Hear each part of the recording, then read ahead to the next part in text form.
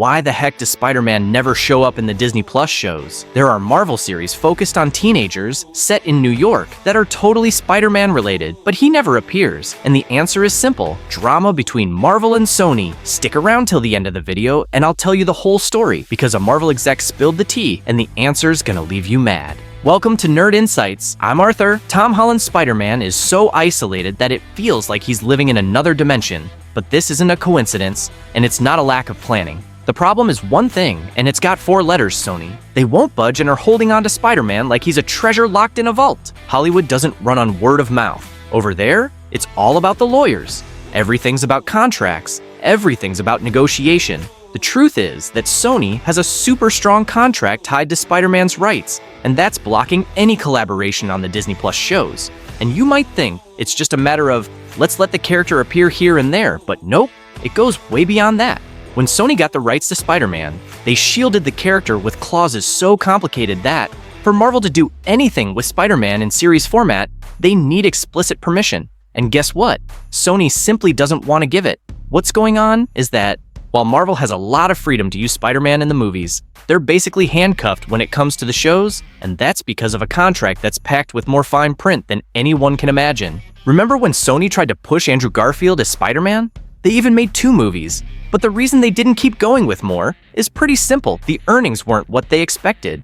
And since Sony execs were all about the money, they decided to pull the plug on what could have been an epic trilogy just because they weren't seeing enough return. Yeah, it sucks, but that's the industry reality. What matters is the profit. So what did they do? They tried to hand Spider-Man back to Marvel, but not with the intention of making him part of a shared universe. They wanted a slice of the pie too. That's why the shared custody idea came up, where Marvel handled Spider-Man in the movies, but Sony kept more control over the character in other media. Marvel was genius with the strategy of including Spider-Man in movies like Captain America: Civil War, but who was paying for all of that? Marvel, with their big investments. When Spider-Man appeared in Avengers: Infinity War, it was Marvel who invested and put the money in. And Sony, instead of going with it and letting Spider-Man appear in other productions, just sat there, taking their cut, but not wanting to share any more with anyone. Now, if you think this is gonna change, forget it. Marvel might have the freedom to use Spider-Man in animated stuff, but live action? Forget it. Sony holds exclusive rights for Spider-Man in that format, and as Brad Winderbaum, Marvel's head of streaming, television, and animation, said clearly in a recent podcast, there's nothing Marvel can do to change this, because Sony also has the rights to Spider-Man for television, whether in series or full-length movies, and guess what? Sony doesn't want to. So you can expect movies, you can expect cartoons, because Marvel still has the rights for him in short animated formats. But Spider-Man in Disney Plus series? Never.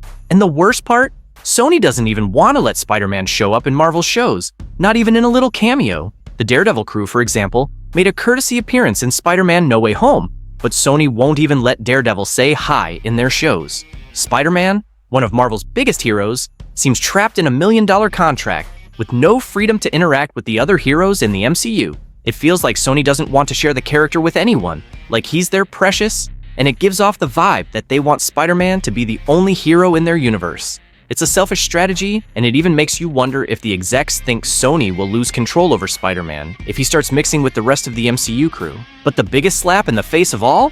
Sony has plans for Spider-Man in series, but only their own. For example, the Spider-Man Noir project that's in the works, starring Nicolas Cage as the lead, and it's gonna be an 8-episode miniseries distributed by Amazon Prime Video. Check this out, Spider-Man will be in a series, but one that has nothing to do with the MCU, Marvel, or Disney Plus. And if that series does well, Sony's already made it clear they have plans for more series with other Spider-Man characters, like Madame Web. So, Sony's creating a parallel universe for Spider-Man, but without Marvel's collaboration and without any participation in Disney Plus. But what do you think about all this drama? Would you like to see Spider-Man pop up in Marvel's series? Or are you cool with him just in the movies? Drop a comment below, and if you liked this video, hit that subscribe button now. Here, we bring you the best nerd news. Always straight to the point, no fluff. So stay tuned, click away, and see you later, alligator.